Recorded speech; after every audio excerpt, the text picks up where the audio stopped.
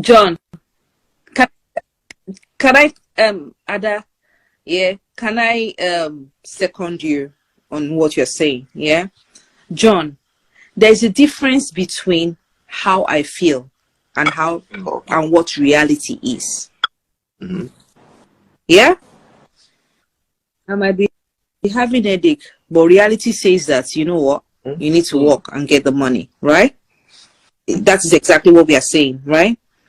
So your feelings and reality, they are two different things.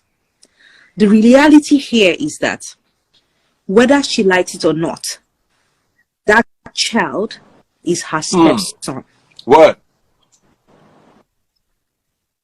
Whether she likes it or not, that child is her son. So yes, we need to thank God. Yes, in all things we need to thank God.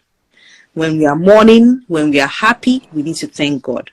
But this woman was not seen dancing in the pub.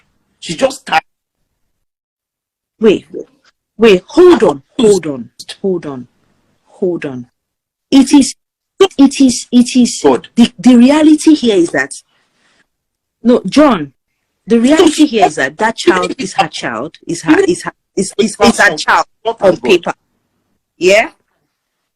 But for her to come out to say, oh, I thank God, and yes, you can do that in your room. It's good.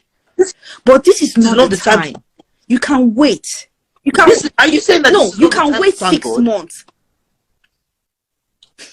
This is not the time to come out publicly, wear pink dress and start telling everyone how. Really? No. For the first time, let me tell you something. John, in this particular one, I agree with these women. Daddy Freeze. John, I say that this is not the time for you to come out publicly and thank. This is, John, there is a difference.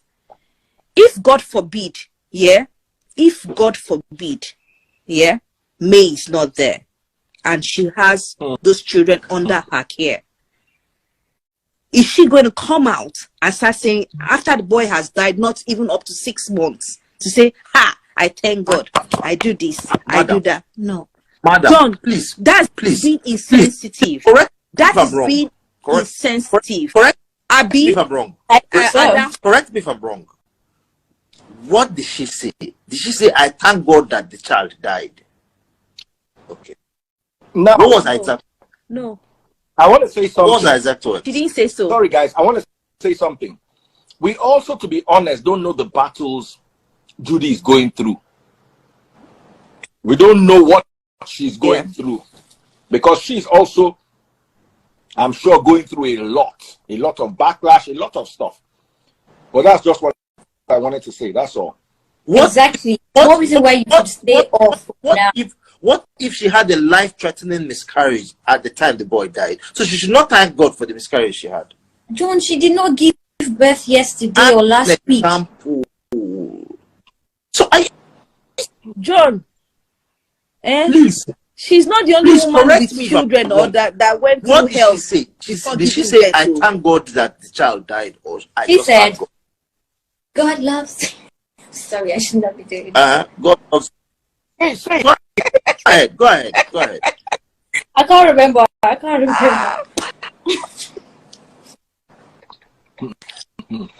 John, that's being insensitive.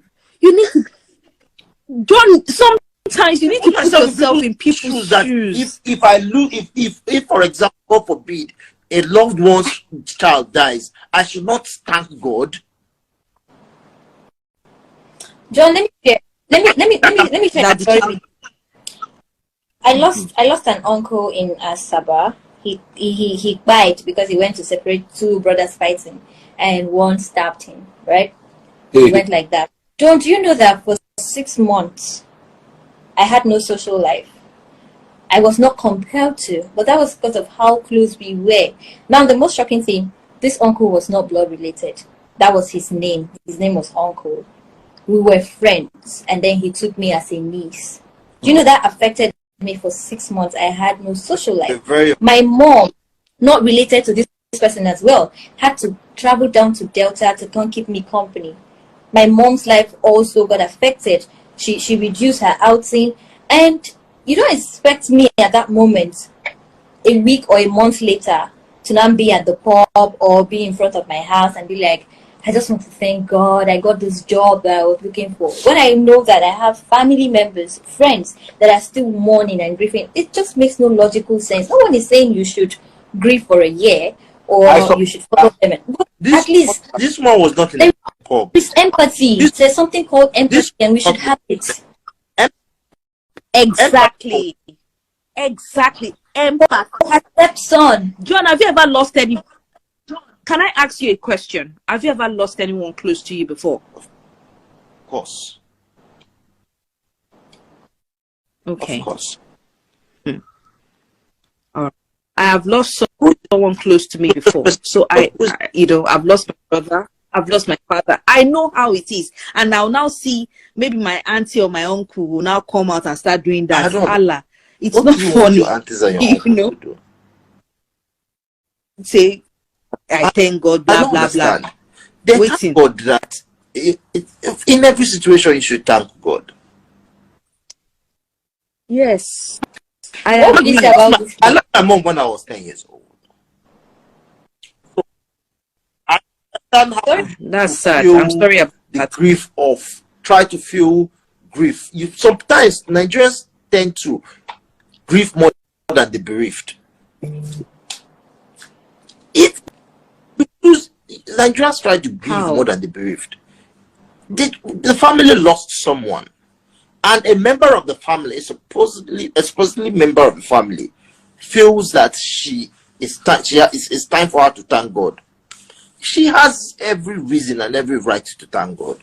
The context within which it is used should be the point of debate.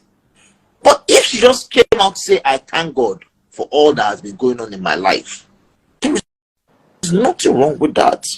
She has every reason to thank God at that point in time for what's going on in her life. Now, my question is, why did she do it on Yule's page? That's my question. Does she have Yule's password? We don't know. It's not you that posted it on his page. Now, if you posted it, then I don't see what... It might be ethically wrong, but if you posted it, what do we do? Husband post. You post them now, so you feels that there's nothing wrong with it. I think polygamy is for the faint-hearted. Is the right of every traditional African being in this world. Oh yes, but if you are not fit for it, it's not fit for everyone. Polygamy. If you can afford going to, Madam, there is fitness. Madam, this one, if you can afford it, you go into it. Polygamy is the right of every African. It's not all about giving birth to kids. It's not all about having children or bringing kids to the world that you wouldn't even have any influence on, because that's what happens in a polygamous home. See, my uncle was a polygamist. Yeah. Huh? So yeah, I understand. I know what it is. Okay. You're just against polygamy from the female. No, I'm not. Anybody can do what they want to do, as long as it's not my house. Female emotional point of view. Every African man has the right. No, see, if you are fit to be a polygamist, yeah, you should be able to control, your wives and your children, and you should be able to make sure there is no enmity between the. You don't have the strength to control. Okay. I'm not talking about you. I'm not talking about you. I'm just talking about general. If I marry 2 wives, if I presence commands respect, because on how you do that they'll be fighting anyhow. If you start that fight, you leave that house at night. I don't care what time it is. It's not easy like that, though. It's not like that. That is face. Nobody's For me, it's as easy as ABC. If you don't accept my authority, then you don't fall in line with me. The reason why I was asked to have that authority is because if you are a platoon leader in a war, everybody in that platoon falls within your authority because you take the blame when something goes wrong. But most men are not like that. Haba. Are they not like that? Okay, fine. So okay, fine. Before men become polygamists, yeah? Before they become polygamists, I feel they should go for 3 years grooming on how to be a perfect dad and a perfect husband. Yeah? Because you cannot oversee everything like that. It's other, yeah, it's all about attention when you start having children, or else you just want to marry these women and not have children. Then you can, then it's fine. Then they can be beating themselves if they like. But as long as the children are involved, no, it's not fair. Even among siblings, there is jealousy. Even in the family, sometimes fathers get jealous how much their wives love their kids, and then you're not bringing another woman entirely. Women that are very demanding emotionally, and you won't pick that home. God. So what will happen? Actually, nothing will happen. When you marry your 2 wives, you would experience. That's all I would say. When you marry your 2 wives, you'll be telling us about it. Whenever I'm in Nigeria, I have like 3 girlfriends in my house at the same time. Girlfriends and wives. John, are you sure? Difference between girlfriends and wives. A girlfriend knows that she's a girlfriend. I mean, we enter relationship with 50-50 chances. If it works well, if it doesn't. But man, she has dedicated everything to you, and then you're not bringing another woman. You expect her to be comfortable with that. Let me tell you something. Let me tell you that. One that is marrying me today knows that at least in the next 6 months I'll take a second wife. That's what we are saying. When you married it, if somebody tells us, we are not dragging it. That's what you mean by when you marry. There is nothing difficult if you can be a team leader where you work and control 17 staff under you. There's nothing wrong. There's nothing different between that and having like 17 wives in your house. A home is different. You see all those wrestlers, they're so strong when they are fighting. At home they are stopped. A home is easier. A home is different. A home is different from the outcome that is easier because in the office you can't just even fire someone. You have to go through the process. But in the home, in my home, John, no. As soon as you go out of line, you leave. Like I say, John, no. As soon as you fall out of line, I know the John, no. What is? You did say easy. You tell me that you will not leave my own house. House I build with my own money. Ide Jones. John, you be only job, only job. You go send the woman come out. What about the children? Look, see, John, see, let me tell you something. It's fine, John, it's fine when you don't, all of you agree that you're not going to have kids. It's fine. What is kids? You can do whatever. But once you start having children, it's a different ball game entirely. I want to finish. I want see, John, you need John, I want to say something. You need see, I don't naked the whole everything.